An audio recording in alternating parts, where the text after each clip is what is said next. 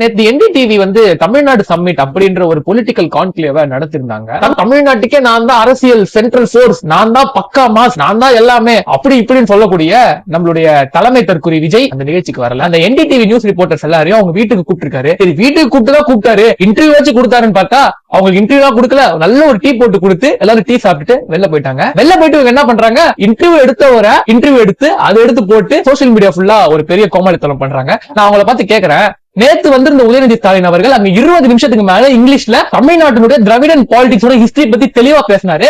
ராஜமன்னர் கமிஷனை பத்தி பேசினாரு, மண்டல் கமிஷனை பத்தி பேசினாரு. மேலும் இப்ப மோடி புதுசா உருட்டிட்டு இருக்கிற டபுள் இன்ஜின டப்பா இன்ஜின் சொல்லி சொன்னது மட்டும் இல்லாம Tamil Nadu is the social justice capital of India அப்படின்னு அழுத்த திருத்தமான ஒரு ஸ்டேட்மெண்ட் நம்மளுடைய துணை முதலமைச்சர் உதயநிதி ஸ்டாலின் அவர்கள் கொடுத்திருக்காரு. உங்க எல்லாருக்கும் ஒரு சவால் விடுறேன், அணிலுக்கலாம். விஜய் அவர்களை அவருடைய சொந்த படத்துக்கு, அதாவது அவர் நடிச்ச கடைசி படம் பில்டப் கொடுக்கிற ஜனநாயகனுக்கு சிபிஎஃப்சி சர்டிபிகேட் தராம அவரை புடிச்சு வச்சு டெல்லியில ராகிங் பண்ணிட்டு இருந்தாங்கல்ல, அவர் தைரியமான ஆளா இருந்தா, அரசியல் ஆளுமையா இருந்தா போனை வச்சு ஒரு வீடியோ எடுத்து, என்ன பிஎம் சார் பயமா, என்ன எங்களை முடக்க பாக்குறீங்களா, அப்படி இப்படின்னு பேச முடியுமா? ஒண்ணுத்துக்கும் பேசுறதுக்கு துப்பு இல்லாம வயசுக்கு வந்த பொண்ணு மாதிரி வீட்டுக்குள்ளே கதவெல்லாம் சாத்திட்டு உட்கார்ந்து இருக்க விஜய் உங்க எல்லாருக்கும் பெரிய ஆளுமைனா, எந்த பிரச்சனைனாலும் ஸ்பாட்டுக்கு இறங்கி வந்து தமிழ்நாட்டுக்கு எந்த ஒரு பிரச்சனைனாலும் முதல் ஆறா குரல் கொடுத்து மோடிக்கும் பயம் இல்ல, ஈடிக்கும் பயம் இல்ல தைரியமா ஸ்டேட்மெண்ட் கொடுத்த உதயநிதி ஸ்டாலின் அவர்கள் ஃபியூச்சர் ஆஃப் திராவிடன் பாலிடிக்ஸ் மட்டும் இல்ல, he is the future of Tamil Nadu. பாத்துக்கிட்டு இருக்கோங்க. உங்க நண்பர்கள் யாராச்சும் அணில் இருந்தாங்கன்னா அவங்களுக்கு இந்த வீடியோ அனுப்பிச்சு கான்பிடென்டா இருங்க,